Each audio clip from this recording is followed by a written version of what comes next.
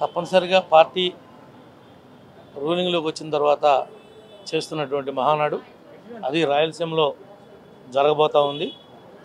తప్పనిసరిగా మా party cadre ఏదైతే అంచనాలు ఉన్నాయో అంచనాలకు మించే మహానాడు సక్సెస్ అవుతుంది తప్ప ఎప్పుడు మహానాడు అనేది ఫెయిల్ అనేది చూడలేప్పటికి హిస్టరీలో ఇప్పుడు కూడా 100% సక్సెస్ అవుతుంది. ఈసారి యువరక్తం లోకేష్ గారి ఆధ్వర్యంలో జరగబోతుంది మహానాడు. అది కాక వైనాడు పులివెందలు అన్నట్టు కడపలో జరగబోతుంది. ఈసారి ఎలా ఉండబోతుందంటే ఏం చెప్తారు? వైనాటు 175 గురించి మీరు జగన్ అడగాలి తప్ప మేము వైనాటు గురించి మేము మాట్లాడదలుచుకోలేదు. తప్పనిసరిగా అది కడపలో జరిగినా, అది అనంతపురంలో జరిగినా, అది కర్నూలులో జరిగినా, రాయలసీమ జిల్లాల్లో, మరి తెలంగాణలో కోస్తా జిల్లాలో జరిగిన మహానాడే. కిందటిసారి కూడా లోకేష్ బాబు గారి నాయకత్వంలోనే ఆయన పార్టీ జనరల్ సెక్రటరీగా ఉండబట్టే కిందటిసారి కూడా రాజమండ్రిలో జరిగినప్పుడు కానీ ఇంకోసారి కానీ సక్సెస్ అయింది. ఇప్పుడు కూడా ఆయన యొక్క సూచనల మేరకు గౌరవ ముఖ్యమంత్రి గారి యొక్క సూచనల మేరకు 100కి 100 దేనికి దానికి కమిటీలు వేసి ఒక సిస్టమేటిక్గా తెలుగుదేశం పార్టీ మొదటి నుంచి కూడా నడిపే విధానంలోనే ఈసారి కూడా నడిపి తీరుతారని చెప్పి మేము భావిస్తాం. సార్, డైరెక్ట్గా జగన్మోహన్ రెడ్డికి మీరు అటాక్ ఇచ్చే మనిషి. సో ఈసారి కడపలో ఆయన సొంత నియోజకవర్గంలో ఆయన సొంత జిల్లాలో ఈ మహానాడు పెట్టబోతున్నారు కాబట్టి మీ కార్ని ఇంత స్పెషల్గా డిజైన్ చేయించుకున్నారు అనుకోవచ్చా? నో, ఆయన సొంత జిల్లా కడపలో పులివెందుల ఆయన ప్రాతినిధ్యం వహించిన జగన్మోహన్ రెడ్డి గురించి మేము మహానాడు జరుపుకోవట్లా. ఈ రెండు రాష్ట్రాల్లో ఈ ప్రపంచ దేశాల్లో ఉన్నటువంటి తెలుగు వారి కోసం స్వర్గీయ నందమూరి తారక రామారావు గారు ఆ రోజు స్థాపించి ఒక ఆనవాయితీగా మహానాడిని రెడీ చేశారు కాబట్టి దాన్ని మేము నిరంతరంగా కొనసాగిస్తాం. సో అయితే ఇంతకు ముందు కూడా చాలా సార్లు మహానాడు జరిగింది, మీరు కూడా అటెండ్ అయ్యారు, ఎమ్మెల్యేగా ఆ స్థాయిలో అటెండ్ అయ్యారు. కానీ ఈసారి మాత్రం ఎందుకని ఇలా స్పెషల్గా మీ కార్ని డిజైన్ చేయించుకొని వెళ్ళాలనుకోవడం?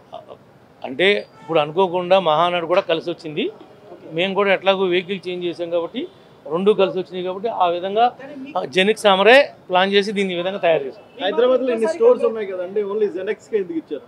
జెనక్స్ అంటే మాదంటే తెలుగుదేశం బ్రాండ్, అందుకే జెనక్స్కి ఇచ్చాం. సార్, మీకు 2 స్టేట్లో బ్రాండ్ ఉంది. ఈసారి దెందులూరు నుంచి మహానాడికి మీ ర్యాలీ ఎలా ఉన్నది? మేము వెళ్ళేటువంటి ప్రతినిధులను బట్టి ఇంకా మేమేం ప్లాన్ చేసుకోలేదు. రేపు 19, 20 తారీఖుల్లో మినీ మహానాడు ఉంది మా కాన్స్టిట్యున్సీ లెవెల్లో. ఆ రోజు ఎలా వెళ్ళబోతాము, ఏంటి, ఎన్ని కార్లు, ఏ విధంగా వెళ్తాం అనేది ప్లాన్ చేస్తాం. కానీ కంపల్సరీగా ఈ కారులోనే వెళ్తాం. ఫ్లైట్కి రమ్మన్నారు, ఫ్లైట్ కూడా వెళ్ళట్లా. మాకు ఏ బాధ్యత అప్పచెప్తే ఆ బాధ్యతని నిర్వర్తిస్తాం. ఏది అప్పచెప్తే అది. అంటే ఇంతకు ముందు కూడా మహానాడు వంటి కార్యక్రమాలు కావచ్చు, తెలుగుదేశం పార్టీ నిర్వహించిన కార్యక్రమాలు కావచ్చు, చింతమనేని ప్రభాకర్ని ఒక సామాన్య కార్యకర్త ఎలాంటి పనులు, అంటే చిన్న చిన్న పనులైనా మొహమాట పడకుండా కార్యకర్తలు ఎలా చేస్తారో అలా చేసిన సందర్భాలు చూసాము. ఈసారి కూడా అలా చూడొచ్చా? అప్పుడు ఎట్టున్నారు, ఇప్పుడు ఎట్లాగా ఉంటారు, ఏం మార్పు ఉండదు.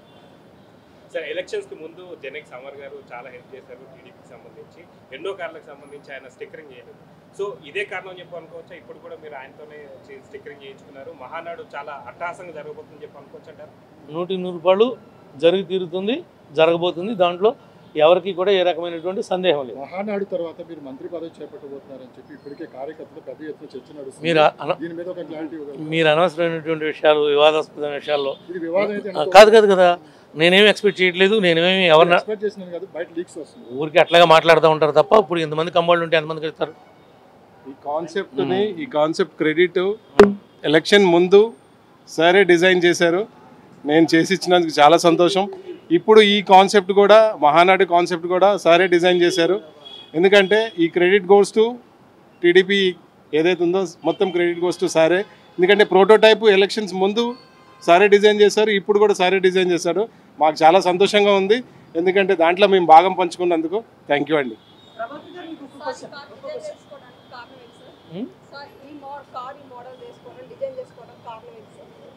కొత్తగా ఏం కారణం లేదమ్మా. మేము ఏదైతే తిరుగుతున్నామో, ఏదైతే నమ్ముకుని ఈరోజు రాజకీయంగా ఈ స్థాయికి వచ్చామో అదే పార్టీ కోసం అదే కలర్ వేసుకున్నాం, అదే పని చేస్తున్నాం తప్ప నేను కొత్తగా ఏమీ కారణాలు లేదు. ప్రభాకర్ గారు మిమ్మల్ని ఇంతకుముందు మీ ఫ్యాన్స్ కూడా అన్నారు tiger Prabhakar, fire brand Prabhakar అని చూసి టైగర్ ప్రభాకర్ అని పిలవడం మూలంగా తెలుగుదేశం పార్టీ కూడా ప్రభాకర్ గారిని కొంత కట్టడి చేసి, అంటే బోన్లో పెట్టినట్టుగా ఆయన్ని ఫుల్ ఫ్లెడ్జ్డ్గా ఆయన స్వేచ్ఛగా ఆయన ఏం మాట్లాడాలనుకుంటున్నారు, ఏం చేయాలనుకుంటున్నారు దానికి కొంత అడ్డుపడుతుందని అనుకోవచ్చా? అట్లా ఏం లేదు. పార్టీ సిద్ధాంతాలను బట్టి మనం తగ్గుంటమే తప్ప నన్నేమి కంట్రోల్ చేయడానికి వేరే మార్గాలు ఎవరు. Thank you. Thank you. నమస్కారం అండి.